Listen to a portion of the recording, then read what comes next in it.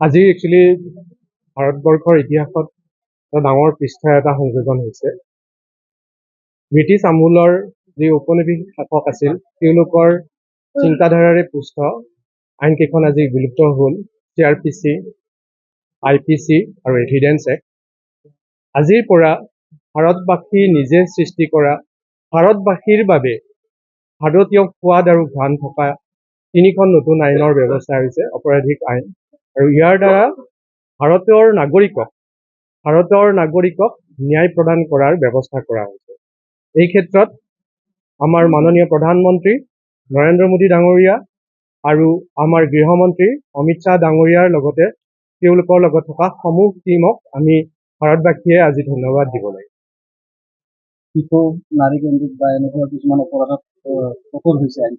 হয়, যিকোনো ধৰণৰ শিশুৰ কৰা অপৰাধ, মহিলা নাৰীৰ প্ৰতি থকা অপৰাধৰ ক্ষেত্ৰত অতি শক্তিশালী আৰু ক্ষীপ্ৰ গতিৰে তেওঁলোকক শাস্তি দিয়াৰ ব্যৱস্থা কৰা হৈছে। আৰু কেৱল ইয়াতে শাস্তি দিয়াৰ ব্যৱস্থাই নহয়, যিখিনি অপৰাধী সেই অপৰাধীখিনিক কেনেকৈ ৰিফৰ্ম কৰিব পাৰি তাৰো ব্যৱস্থা ইয়াত কৰা হৈছে। হয়, মব লিঞ্চিঙৰ ওপৰত ব্যৱস্থা কৰা হৈছে, অৰ্গেনাইজ ক্ৰাইমৰ ওপৰত ব্যৱস্থা কৰা হৈছে। আগতে অৰ্গেনাইজ ক্ৰাইম আৰু মব লিঞ্চিঙৰ ওপৰত কোনো আইন নাছিল, টেৰৰিজিমৰ ওপৰত কোনো ধৰণৰ সংজ্ঞা নাছিল আৰু তাৰ ওপৰত কোনো ধৰণৰ আইন নাছিল।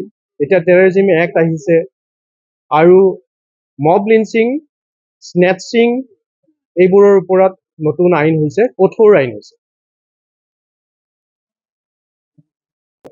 যিটো পিটি অফেন্স আছিল, পিটি অফেন্সৰ ক্ষেত্ৰত আইনৰ আগতে যেনেকে শাস্তি দিয়াৰ ব্যৱস্থাটো সেইটো এতিয়া ৰিফৰ্মেটিভ হৈছে।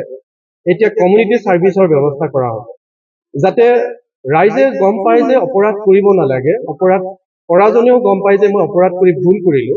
কিন্তু এনেকুৱা হ'ব নালাগে যে তেওঁলোকে জেলত গৈ পেলাই আৰু নতুনকে তেওঁলোকে অপৰাধীৰ লগত থাকি এজন আৰু নতুন অপৰাধীৰ দাগী অপৰাধীৰ সৃষ্টি যাতে নহয়, তাৰ কাৰণে এই আইনত ব্যৱস্থা আছে যাতে পিটি অফেন্সত মানুহে ডাঙৰ শাস্তি নোপোৱাকে কম কমিউনিটি ছাৰ্ভিচ কৰিয়ে তেওঁলোকে নিজৰ দোষটো তেওঁলোকৰ যি শাস্তি মূল পাতি ল'ব পাৰে। সৰ্বসাধাৰণ ৰাইজৰ প্ৰতি মোৰ এইখিনি আহ্বান, এইটো এটা ন্যায় ব্যৱস্থা। ইয়াতে কাকো ক্ৰিমিনেল হিচাপে দেখা নাপায়, ইয়াতে কাকো অপৰাধী হিচাপে শাস্তি দিম বুলি কোনো ধৰণৰ আইনৰ ব্যৱস্থা নাই। ইয়াতে কি কোৱা হৈছে যে নাগৰিকক সুৰক্ষা প্ৰদান কৰা হ'ব, ইয়াতে ন্যায় প্ৰদান কৰা হ'ব। গতিকে সাধাৰণ ৰাইজে এই আইন তিনিখনৰ দ্বাৰা সামগ্ৰিকভাৱে উপকৃত হ'ব বুলি মই নিশ্চিত।